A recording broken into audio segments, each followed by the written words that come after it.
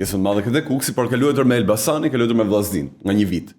Të dyja janë luftë për trofeun, bashkë me Ignatian, bashkë me Dinamo, por më pak shanse ka Dinamo. Si është luftën e titullit në kategori superiore, Final Four? Po ç'është vërteta, Vllaznia deri në po them 3 javë të fundit nuk më pëlqeu shumë ritmi i lojës në mbylljen e kampionatit, por Vllaznia ka qenë një ekip konstante, ekip solid që ka patur vetëm pak luhatje gjatë kampionatit, por që ka menaxhuar mirë situatat. Më pas ndodhi një ngërsh tek Vllaznia sepse nuk po shënonte lojtari kryesor Balaj dhe skuadra filloi të ndjejë vështirësi. Këtu kuptohet është një emet faktikisht e skuadrës, sepse në momentin që sulmuesi kryesor nuk po shënon, atëherë skuadra po çalon. Kështu që nuk lejohet një skuadër që pretendon për dal kampion. Pra në momentin dëmtimin e Kastratit, pra 2 lojtarë. Edhe Kastrati, po dikush shënon, dikush del nga loja, bie 2 pika bien. Duhet përmendur, por që ka patur lojtar, ka patur alternativa të mira, por që gjithmonë u them që në momentin që një lojtar kryesor nuk shënon, atëherë pjesa tjetër duhet të reagojë për të zgjidhur ata në momente të vështira. Elbasani bëi një sezon të madh, ishte surprizë, mund ta them, sepse ne gjithmonë mendonim se Dinamo do ishte më lart, por që Dinamo nuk arriti dot.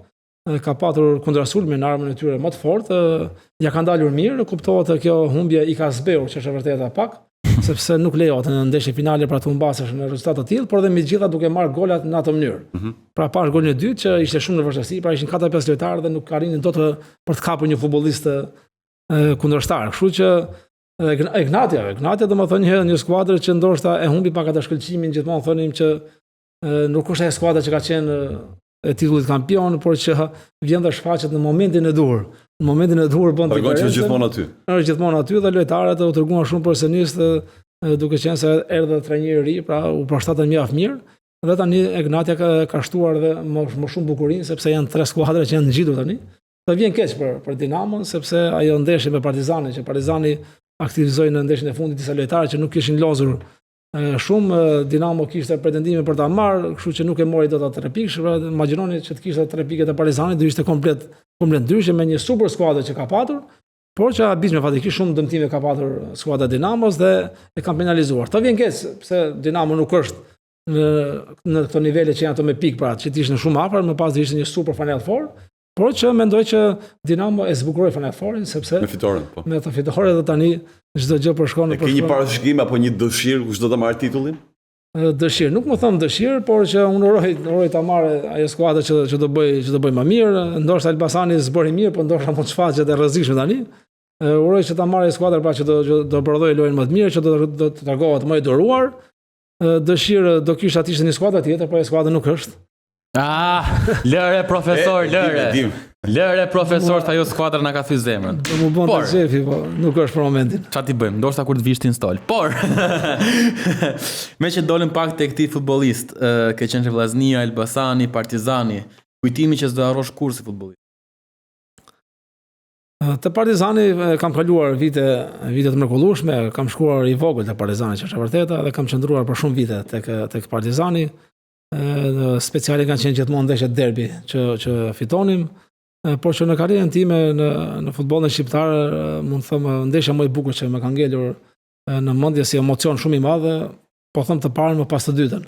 Ka qenë në Kupat e Evropës me Sarajevon. Në Sarajevo, kur në minutën e 80 Halili, portieri nga Vlora, arriti të kapte atë 11 metër, që ishte 11 metër që na kualifikoi, sepse kishin fituar ndeshjen e parë dhe sigurisht ishte një emocion shumë i madh në Sarajevo dhe duke ditur dhe që çfarë publiku kishte Sarajevo, ishte një tifozori e jashtëzakonshme. Që se du më plot, po e mbaj mend. Po ishte një ndeshje shumë e bukur, një ndeshje që faktikisht e dominoi, që është vërtet Sarajevo, po ishte një emocion shumë i madh. Dhe më pas për të përmendur dhe titullin e kampion që arrita të fitojë me skuadrën e Kuksit. Me Kuksin. Po dy ndeshje kanë qenë me emocionin më të madh. Ramani ka provuar nga kategoritë e ulta me Kuksin deri te Kupat Evropiane dhe ekipi i parë që kaloi 3 ture rresht apo jo? Deri te play-offi e Europa League. Ishte direkt sezoni i parë që erdhën me Trabzonsporin pastaj po. Po, në Trabzonsporin ishte shumë e vështirë. Kuptohet, rrallëherë ndodhin këto surpriza, por që është e vërteta, skuadra e Kuksit investoi shumë, mori gjithë lojtarët e superiorës me nivel të lartë dhe arritëm të bëjmë atë mrekulli. Po më pas e vazhduam, fatikisht që është e vërteta, vazhduam mirë, Kuksi qëndroi korrekt në objektiva, duke fituar 2 kupa, morëm Superkupën. Kuptohet tani është pak në vështirësi dhe uroj që një ditë të zgjidhet kjo situatë në Greqë dhe pse jo të rikthehet edhe një Kuksi që ka qenë. Sikur me këtë situatën e kalimit të 3 tureve bët gjithë Shqipërinë të flisë për ju. Krahasohesh me flamurtarin e viteve të artë që kaloi 3 ture, po si e ndjeni ju të momentin tek ekipi? Pra, ju nuk e prisit edhe vetë bëse shkoni ta që larg te Europa League. Në mënyrë absolute. Po si ishte kur kalohet një tur, një ndeshje, çfarë ndirit brenda ekipit? Po duhet ta theksojmë të, dhe është për ta thënë sepse gjithmonë ekipet shqiptare fatikisht nuk kishin besim që mund shkonin në tur tretë. Unë më mend dhe me Partizanin që kam qenë futbollist, pra donim të kalojmë një tur dhe na u dute sikur kemi arritur një objektiv. Por edhe skuadrat e tjera, kështu që mbaj mend intervista që dha presidenti, tha ne ju themi tha gjithë ekipeve që ne erdhëm deri këtu sepse pretenduam që do vim deri këtu dhe ja dolëm. Kështu që uroj që të shpresojnë edhe skuadrat e tjera, pra mos e futet një ekip shqiptar që të thotë që turi i parë dhe turi i dytë ndoshta është maksimumi.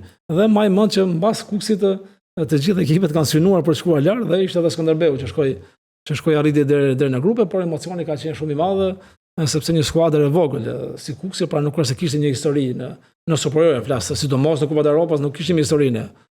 Si Kukos sigurisht ndeshja e parë ka qenë me Flora Tallinn, një skuadër që na vuajnë përse ç'është e vërteta, por emocioni shumë i madh se emocioni i sjell publiku. Pra gjithmonë çdo kalim që ne kalonim në raundin tjetër në aeroport ishin shumë tifozë kuksian që na kanë dhënë shumë emocione. Më pas në turin e dytë në Çemal Stafa kishte shumë të ardhur nga Kuksia, po nga gjithë Shqipëria kudo që ishin kuksianët.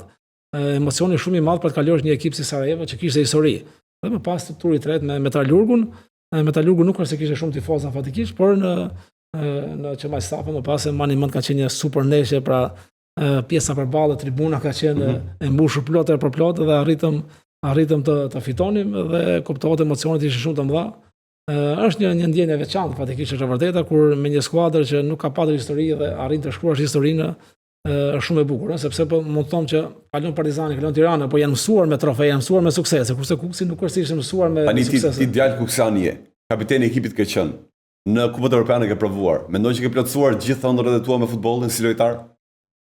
Si lojtar më ngel një peng që është e vërteta tek Partizani, pasi doja të fitoja si lojtar një titull kampion, pra mbi 7 sezone gjysmë kam lodhur tek Partizani, jemi afruar shumë, që është e vërteta, e kishim shumë afër titullin, pasi ishte ndeshja finale me Dinamon, 2 lojtarë të Dinamos se dolën me karton të kuqe dhe kishim shumë minuta për të luajtur dhe ende nuk e besoj se nuk arritëm dot ta fitojmë atë ndeshje. Çfarë ndodhi atë ndeshje? Si ka mundësi se me 2 lojtarë më pak ishte çfarë ndodhi? Si ka mundësi? Presioni shumë i madh fatikisht Dinamo më pas u tërhoq shumë mbrapa, ne po sulmonim më shumë me krosimin nga krahët, ndoshta mund të kishim synuar dhe me topa poshtë sepse po ne vazhdonte shumë rrugën në Dinamo.